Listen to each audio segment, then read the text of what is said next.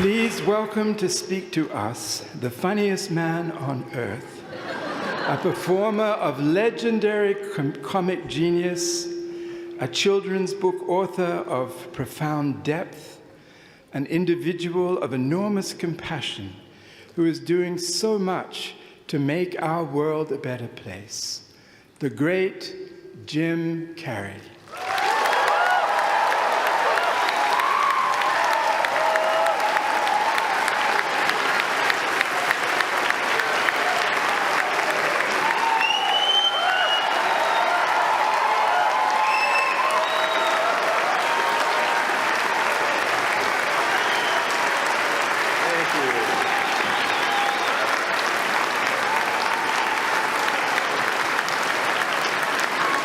What are you sitting down for? I was going to milk that for a while. You guys can stretch that out in post, right? You can make that longer in the edit. Thank you, Bevin. Thank you all. Jai Guru Dev.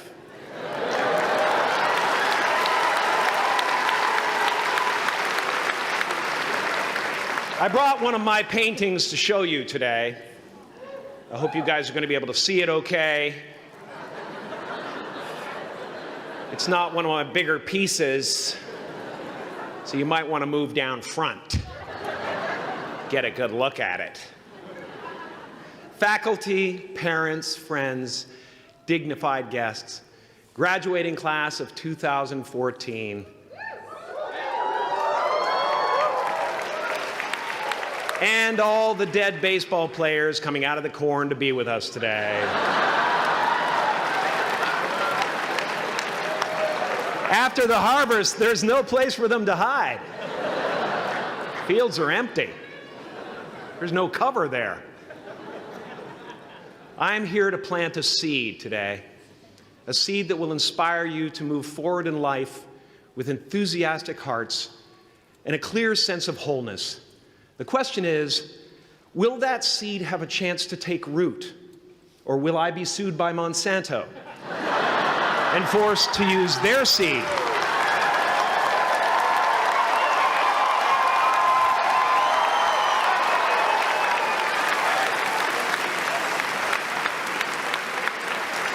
Which may not be totally Ayurvedic. Excuse me if I seem a little bit low energy today, whatever this is. I slept with my head to the north last night. Oh man! Oh man! You know how that is, right, kids? Yeah. Woke up right in the middle of Pitta, couldn't get back to sleep till Vata rolled around. Crazy.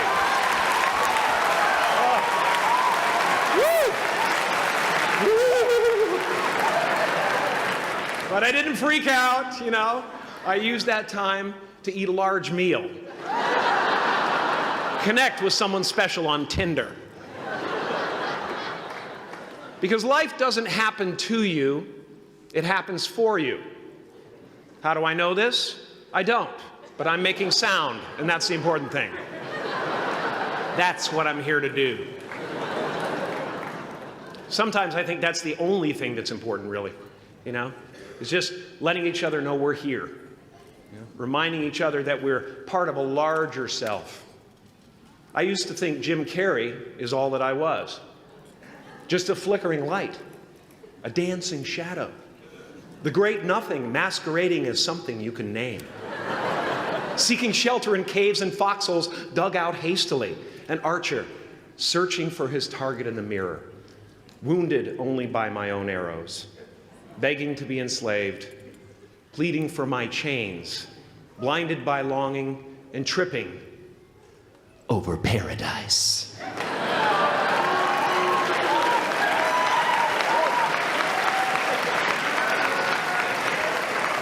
Can I get an amen? You didn't think I could be serious, did you?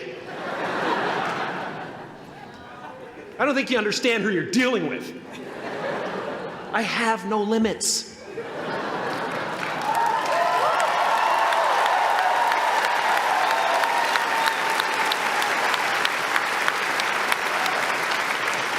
I cannot be contained because I'm the container.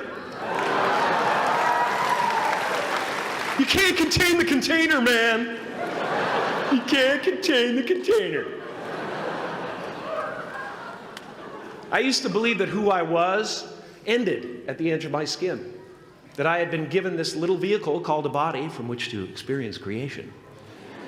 And though I couldn't have asked for a sportier model, it was, after all, a loaner and would have to be returned.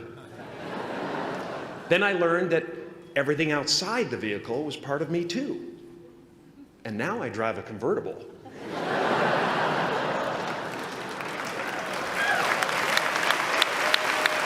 Yeah, man. Top down, wind in my hair. Woo! I am elated and truly, truly, truly excited to be present and fully connected to you at this important moment in your journey. I hope you're ready to open the roof and take it all in. Okay, 4 more years then. They're obviously not ready. Just need some more cooking. Now, I want to thank the trustees, the administrators, the faculty of MUM for creating an institution worthy of Maharishi's ideals of education, a place that teaches knowledge and experience, the knowledge and experience necessary to be productive in life, as well as enabling the students through transcendental meditation and ancient Vedic knowledge to slack off twice a day for an hour and a half.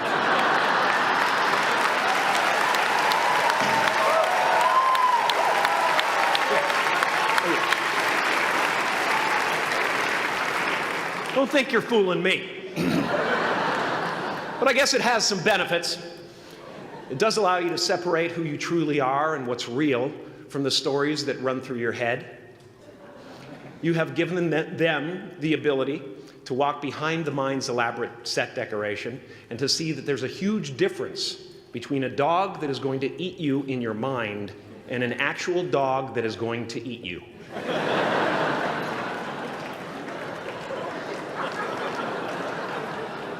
That may sound like no big deal, but many never learn that distinction. And they spend a great deal of their lives living in fight or flight response. I'd like to acknowledge all of you wonderful parents. Way to go. What a fantastic job you've done. For your tireless dedication, your love, your support, most of all, for the attention that you paid to your children.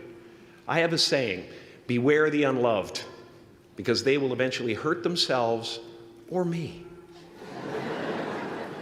But when I look at this group here, you know, I feel really safe. I do. I'm just going to say it. My room is not locked. My room is not locked. No doubt some of you will turn out to be crooks. But white-collar stuff, you know, Wall Street, that type of thing, you know, crimes committed by people with self-esteem. Stuff parents can still be proud of in a weird way.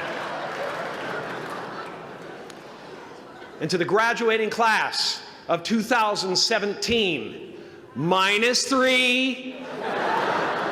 You didn't let me finish. Congratulations. Yes. Give yourself a round of applause, please. Please.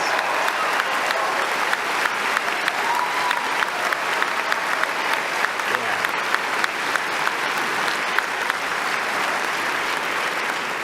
You are the vanguard of knowledge and consciousness, a new wave in a vast ocean of possibilities.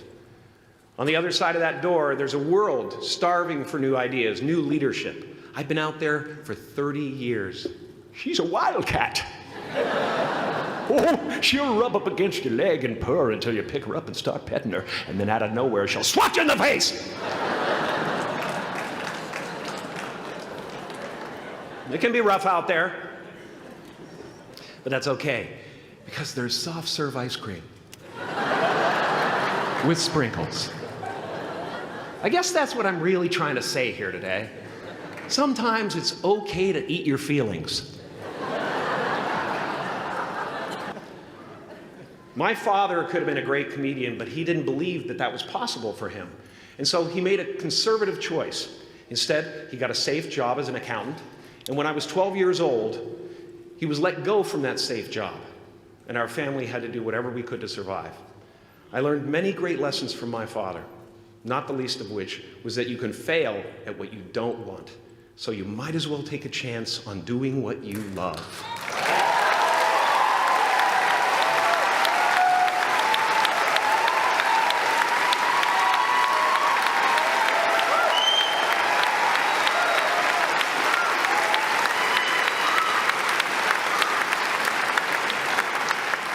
It's not the only thing he taught me, though. You know, I watched the effect of my father's love and humor and how it altered the world around me. And I thought, that's something to do. That's something worth my time. It wasn't long before I started acting up. You know, people would come over to the house and they'd be greeted by a 7-year-old throwing himself down a large flight of stairs. They would say, "What happened?" And I would say, "I don't know. Let's check the replay." I'd go back to the top of the stairs and come back down in slow motion.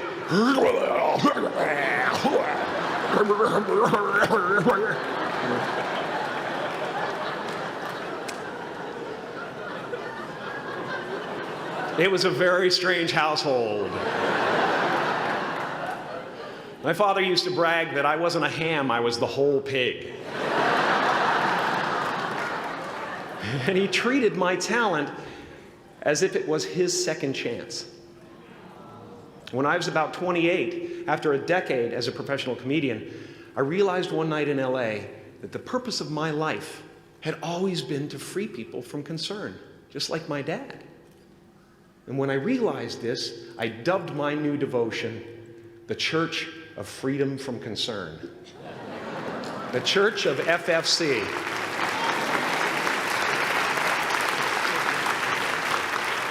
And I dedicated myself to that ministry. What's yours? How will you serve the world? What do they need that your talent can provide? That's all you have to figure out. As someone who's done what you're about to go and do, I can tell you from experience, the effect you have on others is the most valuable currency there is.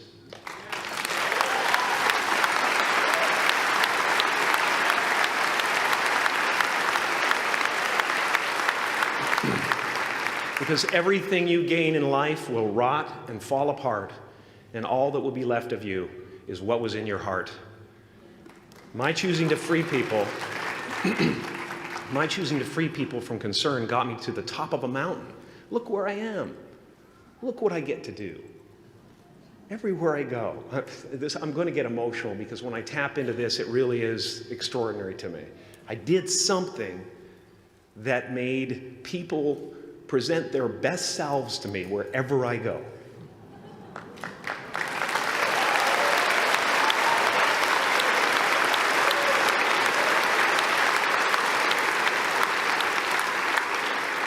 I am at the top of the mountain, and I was, and the only one I hadn't freed was myself, and that's when my search for identity deepened. I wondered who I'd be without my fame. Who would I be if I said things that people didn't want to hear? Or if I defied their expectations of me? What if I showed up to the party without my Mardi Gras mask and refused to flash my breasts for a handful of beads? I'll give you a moment to wipe that image out of your mind. But you guys are so ahead of the game. You already know who you are. And that peace that we're after lies somewhere beyond personality, beyond the perception of others, beyond invention and disguise, even beyond effort itself. You can join the game, fight the wars, play with form all you want, but to find real peace, you have to let the armor go. Your need for acceptance can make you invisible in this world. Don't let anything stand in the way of the light that shines through this form. Risk being seen in all of your glory.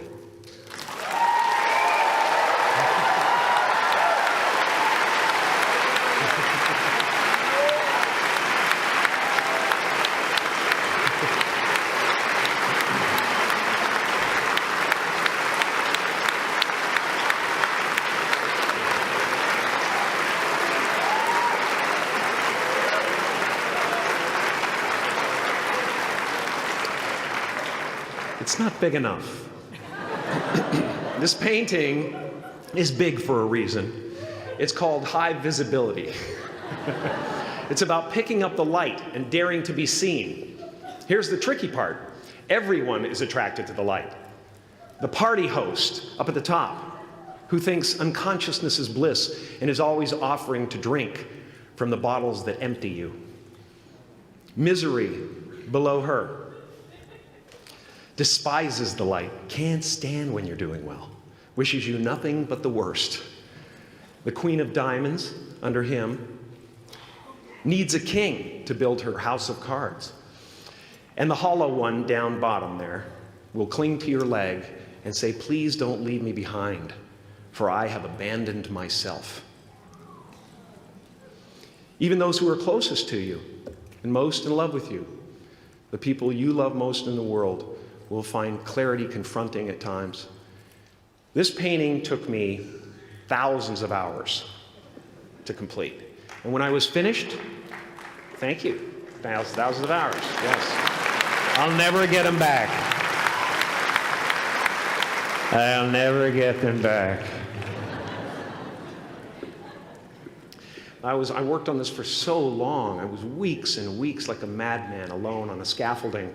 And when I was finished, one of my friends said, this would be a cool blacklight painting. So I started over.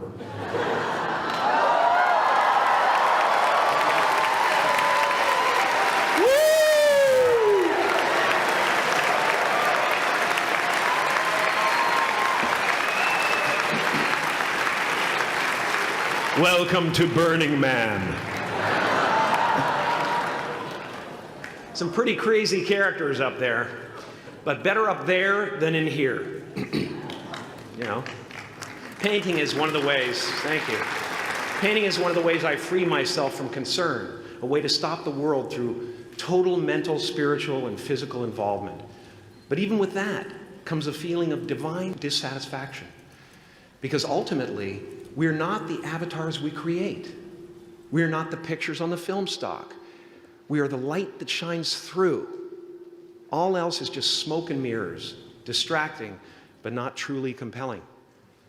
I've often said that I wished people could realize all their dreams and wealth and fame, and so that they could see that it's not where you're going to find your sense of completion. Like many of you, I was concerned about going out into the world and doing something bigger than myself, until someone smarter than myself made me realize that there is nothing bigger than myself.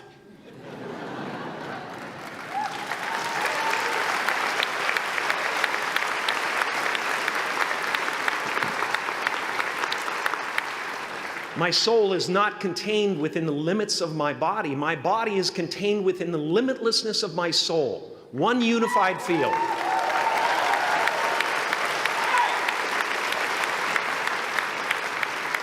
One unified field of nothing, dancing for no particular reason, except maybe to comfort and entertain itself.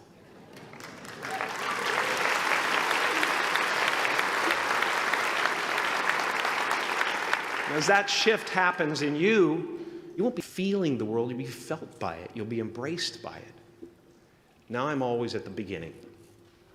I have a reset button, and I ride that button constantly. Once that button is functioning in your life, there's no story that the mind could create that will be as compelling. The imagination is always manufacturing scenarios, both good and bad, and the ego tries to keep you trapped in the multiplex of the mind.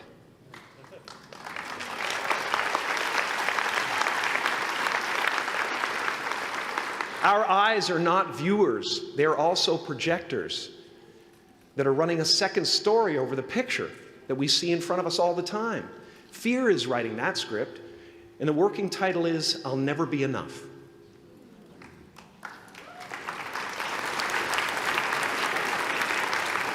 Are you going to look at a person like me and say, how could we ever hope to reach those kind of heights, Jim? How can we make a painting that's too big for our home? How do you fly so high without a special breathing apparatus? This is the voice of the ego. And if you listen to it, there will always be someone who's doing better than you. No matter what you gain, ego will not let you rest. It will tell you that you cannot stop until you've left an indelible mark on the earth, until you've achieved immortality. How tricky is this ego that it would tempt us with the promise of something we already possess?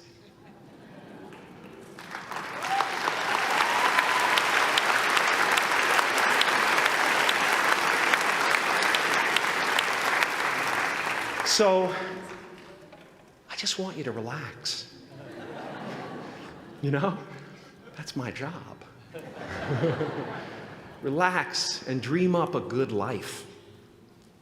I had a substitute teacher from Ireland in the 2nd grade that told my class during morning prayer that when she wants something, anything at all, she prays for it and promises something in return, and she always gets what she wants. Well, I'm sitting at the back of the classroom, you know, thinking, wow, my family can't afford a bike, you know. So I went home and I prayed for one. And I promised I would recite the rosary every night in exchange. Broke that promise. But 2 weeks later, I got home from school to find a brand new Mustang bike with a banana seat and Easy Rider handlebars. Yeah. From fool to cool. My family informed me that I had won the bike in a raffle that a friend of mine had entered my name in without my knowledge whatsoever. So that type of thing has been happening to me ever since. As far as I can tell, it's just about letting the universe know what you want and working toward it while letting go of how it comes to pass.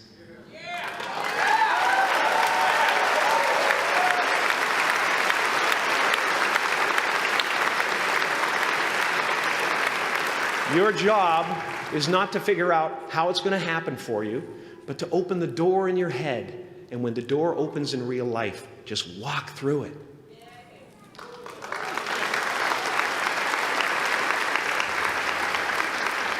And don't worry if you miss your cue, because there's always doors opening. They keep opening. And when I say life doesn't happen to you, it happens for you, I really don't know if that's true. I'm just making a conscious choice to perceive challenges as something beneficial so that I can deal with them in the most productive way. You'll come up with your own style. That's part of the fun. Oh, and why not take a chance on faith as well?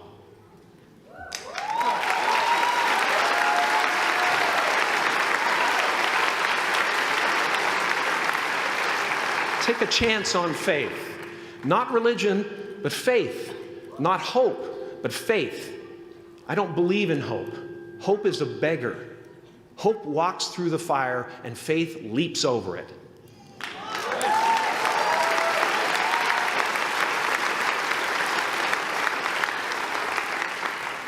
You are ready and able to do beautiful things in this world.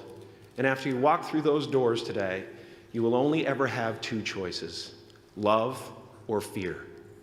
Choose love, and don't ever let fear turn you against your playful heart. Thank you so much.